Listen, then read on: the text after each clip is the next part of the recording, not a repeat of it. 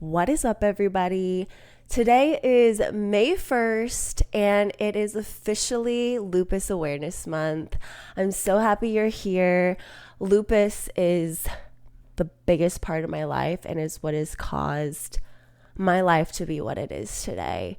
13 years, going on 14 years in September, and we're here to celebrate, we're here to educate, and we're here to get right into this podcast.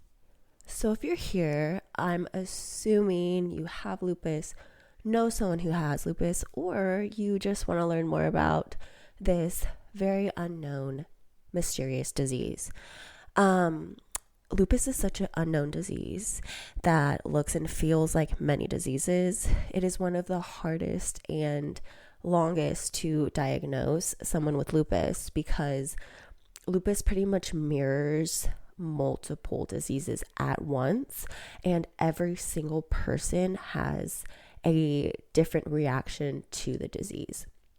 One of the main indicators and something I got was the butterfly rash, which is a red little rash that goes across your cheeks and your nose, and it like kind of connects. Sometimes it doesn't, but usually that is the first indicator. Lupus also attacks multiple different organs, including the skin, the heart, the lungs, the brain, and the most common is the kidneys. That is the most common with lupus nephritis. I have SLE, but there are many forms of lupus. I haven't met many people where the lupus attacks the lungs, brain, heart. But honestly, with time, lupus does end up attacking those areas, but not necessarily like head on targeting them. But like little things pop up that it's bugging the heart, bugging the brain, bugging the lungs, bugging the kidneys.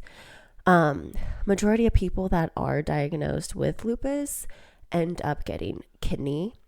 And that's what I got. I was diagnosed at the same time with lupus nephritis as I was with lupus itself. So I have had kidney disease since I was 13. Kind of going off of what causes lupus, like the diagnosis, many things can cause lupus. A lot of times you have the gene for it, and it takes a stress factor to make it appear on you and in you. For me, it was never said like this is what caused your lupus, because I don't have really anyone in my family that has it besides my mom's cousin. So my mom's cousin has lupus, and that's the only connection I have to it in my family. It's not necessarily hereditary. You can't pass it down to your child. It is a very complicated disease. But the diagnosis is basically, and the cause of it can be multiple different factors. For me, I think it was puberty. A lot of women, because it's more common in women, not only to women, but more common. Most women can see this happen when they are pregnant or giving birth, all around having a baby, due to changes in hormones, stress on the body, all of those types of things. And that is what can cause their lupus to act up for the first time, or if you already have it, cause them to go into a flare, which is basically your lupus coming out of remission and kind of acting up again at some degree. So for me, I started my period for the first time, and like a month later, I was in the hospital being diagnosed with lupus. So, I mean, it wasn't said, but honestly, starting your period for the first time is kind of similar to having the hormone changes of like having a baby or getting pregnant. Obviously not the same, but like it's a big shift in the body. And so that's kind of like how I took it and how I saw it as what triggered it specifically. Before that, I did have symptoms, but that like sent me down a spiral into hell, literally. A lot of people, unfortunately, take years to be diagnosed. I have spoken with, heard about many people that they are being misdiagnosed, told that they don't have anything, that they're making it up, that it's stress, whatever, and they're not being diagnosed with this disease, or they're diagnosed, like I said, with a different disease that is caused because of the lupus, but it's not that disease. It is lupus that is causing A, B, and C. So which takes a long time for people to be properly diagnosed with this disease. It is called an invisible disease for a reason, because like I said, you can get that butterfly rash across your face, but a lot of people don't even get that. The only time I've gotten that was the very first time before I was diagnosed. But after that, anytime my lupus flared, there was no indication of that rash on my face. So it is an invisible disease. Lupus is known as the invisible disease, which is a good and a bad thing. Good because you can be miserable and your misery doesn't show on your face. You don't look as bad as you feel. You look normal and beautiful and healthy, and on the inside is what's messed up. That's the perk if, you gotta go to work and you gotta get stuff done and you just want to feel good about yourself look wise, I guess. But the downside is people don't believe you. People really misunderstand this disease because you look fine, but you're not. And if you have lupus, you hear that all the time. You look fine, but you're not. And it's one of the most frustrating things in the world. But it could be an empowering thing because you do look pretty good for how sick you are if you really think about it. But it is frustrating for those of you and everyone that doesn't get diagnosed because of that. Because you say, this is wrong with me, this, I feel like this. And they look at you and they're like, but you look amazing. Sir, ma'am, I feel like shit. And that's what really sucks. I've encountered a few experiences like that where I was in high school, and freshman year was only like 1 year after this whole incident happened. So I wasn't in remission yet. I was still recovering, but obviously I was young. I was doing pretty well, but I still had a lot of pain, a lot of symptoms. So when I did PE in the winter time, I didn't really know my body yet with the arthritis. I didn't really know when it would act up, what would trigger it, how to maneuver around it when it would hurt. So we would do PE and running hurt. Some of these warm-up drills we had to do would hurt. And so when it started to hurt, I would ask to sit out. I would always try, but when it would hurt, I would ask to sit out. And my PE teacher kept saying that I was lying so I could sit out, even though I had a note from my doctor saying that I have newly diagnosed arthritis. This man didn't believe that I actually had arthritis because I was 14. But the truth was I did, and it was one of the most frustrating things. I know a lot of people have gone through worse with doctors and people not believing them, but being a person, a kid that just went through all that I did, and I felt great considering, but I wasn't 100%, and this person was saying I was lying, was the biggest slap in the face. And this kind of shit happens to people all the time, and you could be suffering and you literally don't get the help that you need because you look fine. No, that's why May is Lupus Awareness Month, so we can talk and advocate and educate all these people and everyone in the world about you look fine, but you're not. Okay? Motto of the video, you look fine, but you're not. Like I mentioned, I was lucky and I was diagnosed within like less than a week. I was brought to the hospital, and within a couple of days, they kept testing me, seeing what was wrong with me, blah, blah, blah. And they figured it out within a couple of days after pumping me full of prednisone, albumin, because mine was very low at the time, fluids, draining my lungs, all that good stuff. I don't know. I think it might be because a lot of people are like going to a doctor, and like when I started having symptoms, my doctor at the time was a pediatrician and he had no fucking idea what was going on. Didn't even know, had no clue first steps to figure this shit out. So I'm assuming a lot of doctors are like that, especially if they're just like family care, normal care doctors. But I was in a hospital where they're like, oh, this girl's kidneys aren't working, so let's call a nephrologist, who luckily happened to be knowing about lupus and had lupus patients. And so it like kind of worked out that way. And also it's just the knowledge background that the doctor that you're seeing has. And this is where I really push people to really get to know a doctor before you commit to being their patient. Just like in a job interview, you want to make sure that they are the best fit for you and vice versa.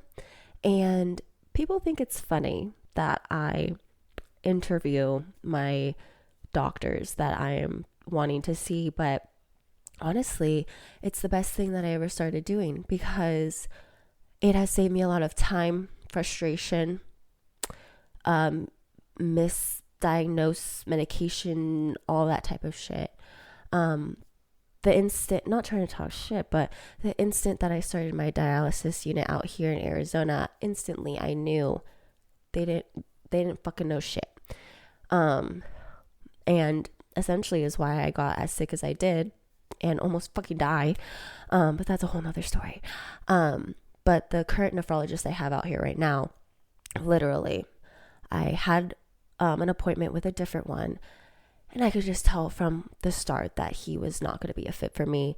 And then I met another doctor, and I knew that he was going to be my doctor, and that he knew his shit, and that he wasn't going to like bullshit with me. He would just say it as it is, do what needs to get done, help me out if I need it, because I also need like that not sympathy, but like understanding of, listen, I'm a human, I'm young, I do this and that, like for work, for hobbies, for whatever.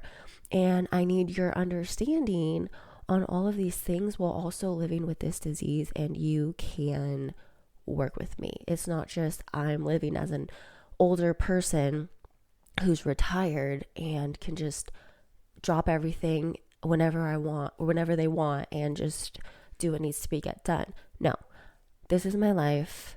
And this is the accommodations that I need. And a doctor that understands that and also is knowledgeable of the condition that you have is a great doctor. And a lot of people don't take the time to fight for themselves, essentially. And if a doctor sucks, like, bye. You don't need that. I don't care if you have your PhD. I don't care if you're a doctor. If you're not good, you're not good. A lot of doctors are not good. They don't know what they're doing. So you just got to fight for yourself and find what is right for you. There is a lot of good doctors out there.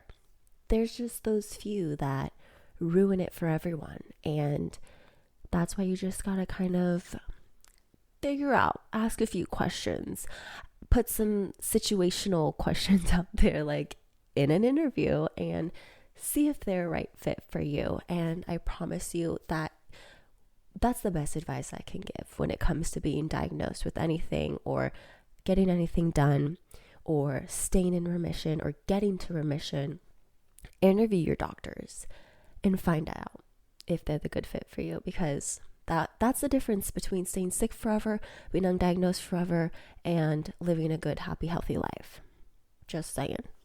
If you're here because you don't have lupus and you're a family friend, spouse, whatever, of someone that does, my best advice for you is that you're never going to know what it's like for your person, and you're never going to be able to say all the right things, but just being there and trying to understand when they tell you what's going on is something that I've found is the most helpful for someone that's going through it. Educating yourself as best you can instead of just, oh yeah, my, let's say, girlfriend has lupus and this has happened and she said this happened and oh, she went to the doctor and oh yeah, her hands hurt. No, you go on your little phone, like look it up, read some things, go on TikTok, look it up, go on YouTube, look it up, and just kind of educate yourself. You don't have to be a master at lupus, but just kind of educate yourself, and that could really be a way for you to better understand like some of these things that your person might be going through. If they start talking about joint pain or hair falling out or things like that, side effects of medication, you could be there to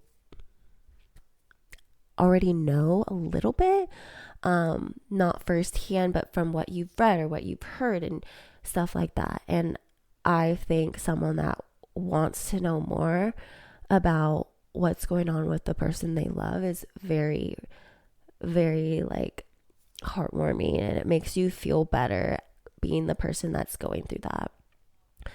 Like I said, you don't have to be like this master at it, but and like dedicate all your time, but it's just like a little nice thing and something that they would really appreciate, especially if it is like a spouse or if you're a parent to a child or a teenager. I feel like it'd be good to know like a little bit more. It's always going to be like a little struggle to really understand everything. It just takes time for both the patient and also the loved ones. Because if you are newly diagnosed, you don't really understand anything for at least like a year or two. For me, it was probably like 2 years for me to really know my body. And when dialysis came along, it was like a full year until I like knew my body during that state. But with this disease, your body is ever changing and different things can trigger, different things can pop up. But always like going back to the doctor and like tracking these things and keeping in mind what you do know, what you've learned, what you've gone through, is very important. I love Lupus Awareness Month. It has been one of my favorite months since I was diagnosed in 2010 because it is a month all about learning, educating, and advocating for this invisible, horrible disease that millions of people have around the world. And it's also a time for all of us Spoonies to connect and really come together and like educate everyone, be a community to everyone, and love on everyone, because it's a time for lupus to shine and for us to show the world what lupus is. And here we are, all our beautiful men and women out there who are living, struggling, and thriving through lupus. So I hope to see you the rest of the month on Wednesdays for these videos for Lupus Awareness Month, and also on May 2nd, Thursday, for my special 1-year kidneyversary video. I'll see you guys soon.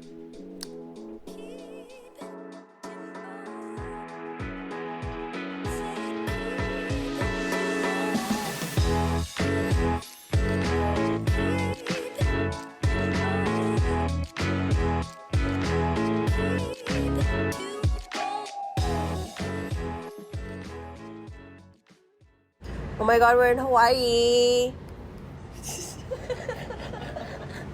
Yeah, put that laugh as the outro.